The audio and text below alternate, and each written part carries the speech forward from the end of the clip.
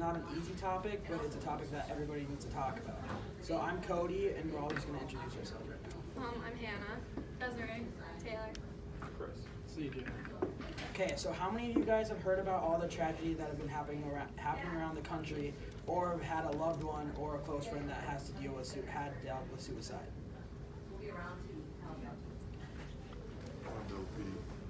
Okay, so moving on to some background information.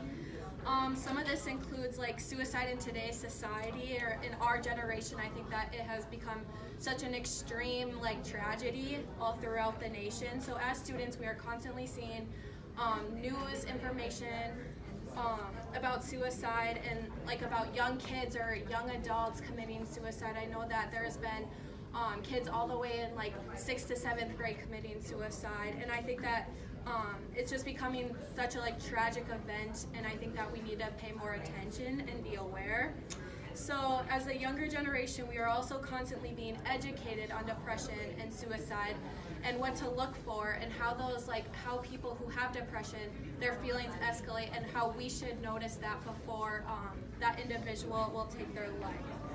So many of us, even I know as group members, have also been around the type of misery and sorrow that comes about when someone commits suicide, whether it's somebody who we know who has had a friend that has committed suicide, or we know a person personally that has been close to us that has committed suicide in our hometowns or even our high schools.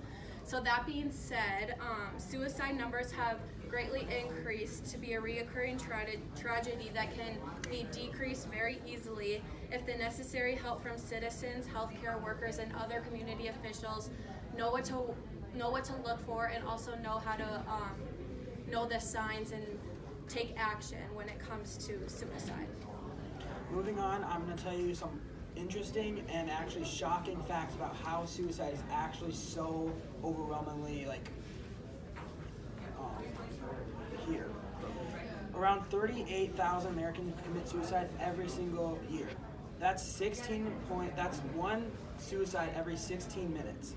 Think about that. Every 16 minutes someone takes their life. Suicide is the third leading cause of death for 15 to 24-year-olds, and the second leading cause of death for 24 to 35-year-olds. Have you ever heard that suicide is more common over holidays, this time of year? That's actually not true. It's more true during the springtime. So that was something that I found interesting. Women usually they have more thoughts of suicide, but men actually commit suicide more. Women usually try poisoning themselves with taking pills or alcohol, and sometimes that doesn't exactly work, and they go to the hospital and get their stomach pumped or something along those lines. But women have 3 times more suicidal thoughts than men. But men, around 79% of men actually commit suicide. So that means 31 or 21 are actually only females. Males consist of 51 suicides of firearms, so that's why males are more likely to commit suicide, because firearms is almost always successful. Two-thirds of committing suicide have depression that isn't treated, isn't always diagnosed, or isn't successfully treated. We have a counseling center at UND that's free for all the students here, so if there's ever any time you need to talk to someone, go get help. Go get on medication. Medication always helps. But 2/3 are depressed when committing suicide. Around 50% of all suicides happen with firearms, and then there's also poisoning, such as alcohol, drugs, and then there's also hanging. Those are 3 most common methods. In a school of around 15,000, so take this in consideration, we have a little bit more than 14,000.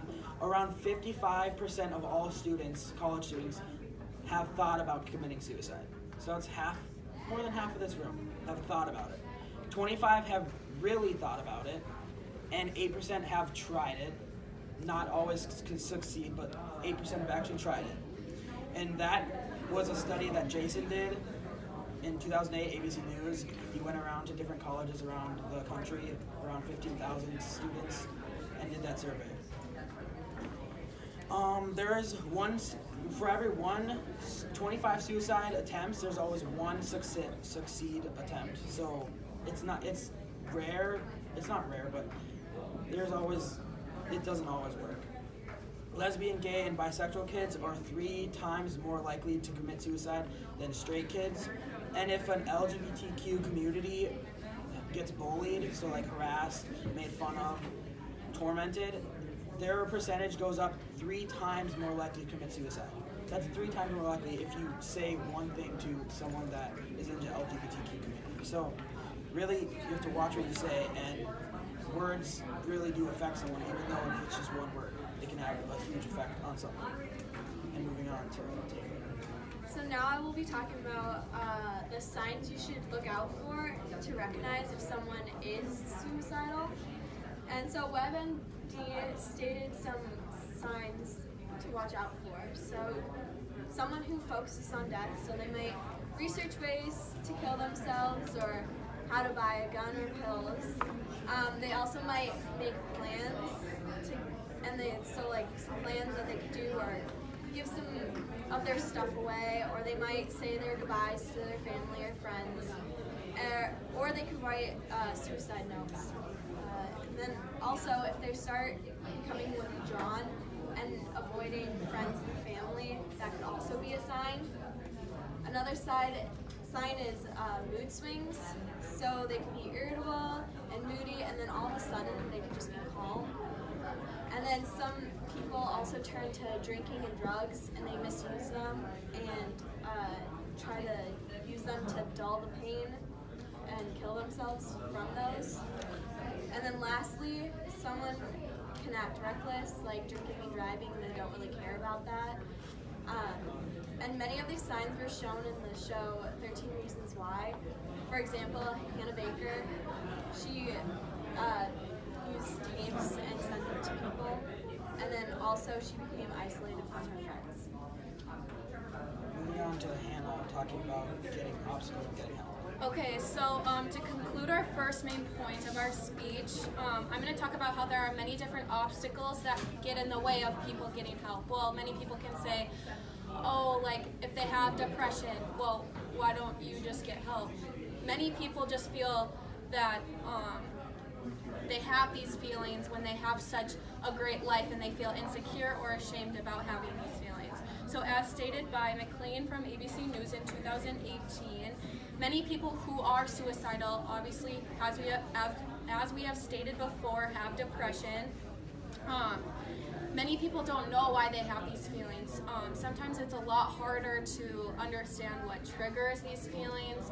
I mean, there's always like bullying, hard times at home, problems with friends, like self-image problems, different things like that. But there's also some people who don't understand what triggers these feelings. So that goes back to the feelings of feeling ashamed, and they don't know why they have these feelings. And they feel as if taking their life is the only way out of feeling so hurt and feeling so lost in how they feel. So many people who commit suicide think of it as a permanent solution, but it's really, or as a solution to their problems, but it's really a permanent solution to a temporary state. And many don't realize that there is help out there, and that it's okay to like get help and feel better, like you can feel better. Secondly, I want to talk about the stigma that is put on mental illness in general. So all the way back, like many years ago, there was always like people who had a mental disorder were always looked down upon. They thought they were crazy, they were locked in the psych ward, just different things like that. Like they weren't looked at as a normal person. So, I mean, granted, I think that mental illness in our society today has been put more on awareness for a few years now, and I think that it's slowly getting better, but I think that the rate that it's going at could be a lot more efficient. So those people won't get help if there is a stigma on mental illness in the U.S., so they don't think that it's okay to go and get help. Psychologists say that this stigma on mental illness in the U.S. is the biggest barrier to getting mental help for people. So lastly, I want to talk about the stereotypes of men and women in society. I think that these stereotypes have a huge effect on depression, and then those feelings escalating to suicide. So let's start with women first. Many people might say they are complaining too much, they're just trying to start drama or different things like that, but when in reality many women actually have a real type of sadness, and they just feel like they can't get out of this feeling of being sad. And moving on to men, they often feel as we always portray men as being strong, they can never be tired, they always have to be they can't be weak, and if they are, that's really unacceptable. Or even for men and women in today's society, being weak means being vulnerable, and that is another huge barrier between people in mental health, getting care for them. So now that you guys know a little bit more about information about suicide, now we want to tell you about how you can actually get help and how you can help your friends and family and friends of friends to actually get help so they don't have to commit suicide. And so people around can stop actually committing suicide. So next is going to be Desiree talking about teachers and professors' help. Okay, so how staff and faculty and professors, teachers can help promote and help students deal with this is, as we know, college can be very stressful. We have financial worries. We left home and we're on our own for the first time, a lot of us. And then on top of that, there's academic stress. So a lot of the time, students will become distressed by depression or develop anxiety or resort to drugs or alcohol problems to cope with how they feel. And a lot of the time, teachers and professors are the first to notice a student becoming emotionally or academically detached. Their behavior might become inconsistent, or they will have mood swings or just become distant with a lot of people. So things that teachers could look for in students are that they will have excessive procrastination, maybe start by not doing their homework, or eventually leading to not coming to class, and very poor academic work. And they'll withdraw from a lot of activities, whether they're in class or just things they used to do that they don't anymore. And they'll notice the students will become confused and indecisive in a lot of things, or even develop aggressive or bad behavior towards people. What teachers could do to interact if they did notice students having these feelings are let them know that you're concerned and that you've noticed their behavior change. Ask to see them in private or talk to them, and then actually listen, and then try to see from their point of view what their problems are, and try not to take agree or disagree with what they're saying. So a teacher could help by involving themselves and trying to talk to them more about it, and if they feel it's beyond what they can do, they can refer them to a counselor or even a mental health professional. And I think it's important that teachers take students seriously with these problems, because according to CAPS.UCSC, 80% of students give warning signs to their intent of committing suicide. So the fact that a student will feel comfortable talking to a caring adult is very important if they have a problem that were to arise. And things that they can do to promote mental health would be to talk about it, even though it is a touchy subject. It's important not to hide from it, because it is a real thing and important to discuss. So, lastly, creating a safe place for students to feel like they belong and maybe even develop a relationship with that teacher or professor. And then even having like counselors or speakers come talk or teach lessons on how important mental health is could be a big step on getting the information out there. And next, we'll talk about solutions that community officials can do. So the first thing that community officials can do to help is something they already do. They stop suicide in progress. If there's a man on the ledge and he's about to jump, the fire department and the police department's going to be there trying to help him get off. The second thing they can do is they can help spread awareness around the community. They can put TV ads up, they can put poster ads up, and they can set up community events to help spread awareness about depression and help prevent suicide. And then the last thing they can do is they can just look for signs around the community, like Taylor said. They can go around, and if they see someone who needs help or who may be at risk for committing suicide, they can give them the appropriate help that they need. And then the last thing we're going to talk about is therapy being more executed and exercised. So the third major pillar of trying to to prevent suicide on a community level is making therapy more accessible. So that can be accomplished in a variety of ways, but some things that I support were community-funded therapy programs. So taking the burden of cost away from those who can't afford it, because if any of you have ever tried to get help or therapy, the cost of getting that kind of very, very high.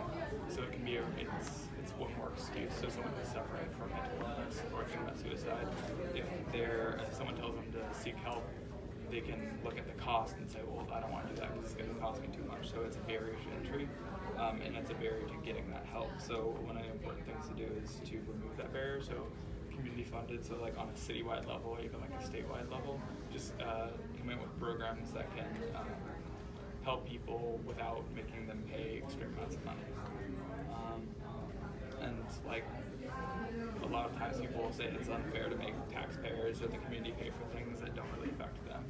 But suicide, as we talked about, suicide is a real community issue. It may just be one person committing suicide, but that has ripples that affect many other people as they go on in their lives, and it leaves scars on people that they carry to their death. And so another solution would be online counseling. Pretty much all of us carry around a phone in our pocket that we stare at a little bit too much all day, but it can be a good tool to help you access help or information. And so there's an app called the Suicide Safe app, and it came out in 2015, and Counseling Today wrote about it, and they said that it's basically a tool that lets people reach out to mental health professionals and other people in the community and get help and just have people to talk to. And so it gives them information on how they can prevent suicide, and other people, it gives people who are suffering from suicidal thoughts more information so they can be better informed, they can start to get out of their condition. And having it accessible on a phone, that increases the accessibility a lot, because pretty much everyone already has a phone, and even low-income people tend to have mobile phones. So if you apps are really something, especially if it's free to download, it's really making it. There's no cost to entry. There's no problem. There's no reason for someone to say I don't want to seek help because all it is downloading it now. So another thing that it's because of all the stigma that we have around suicide, anonymity is something that's really important with people a lot of times. So they may not want to seek help if they think they're going to be ridiculed, or like Hannah talked about, people may think they're crazy. And so having it online on an app will make it more anonymous, and that will make it easier for people to seek help. And so the final thing is peer counseling. So something that's really useful about peer counseling is that it gets around the stigma kind of the same way that anonymity of an app would. The more you're talking about it in public, the lower the stigma is going to be. So we're talking about it here, and that's like another step to kind of, the more people hear about it, the more it's discussed, and the more it's out in the open, the less a person has to feel bad for seeking help. So it really helps with relationship building and community building. So if someone's having suicidal thoughts and they reach out to people in the community, they can make friends, and get help, and become more incorporated into that community, and that'll help them get out of their condition. And So in conclusion, we have discussed and told you guys all about different facts that suicide has, explained a little bit about what to look for and what everybody can look for, explained how different officials, teachers, and counseling can help get everyone help, and how committing suicide really needs to be decreased. Suicide numbers have increased to be a recurring tragedy and can be reduced by necessary help from citizens, healthcare workers, and other community officials for more education on what to look for and what actually can take advantage and help. Now that you know some facts about actually getting help and helping people, what to look for, and now that this can help lessen the suicide rate one person at a time. Suicide is a very hard topic to talk about, but remembering only one person can make a difference in someone's life, and you could be that one person that can say the right thing to someone to save their life. So remember, you can be that person to save someone's life. So go make a change and be a better person.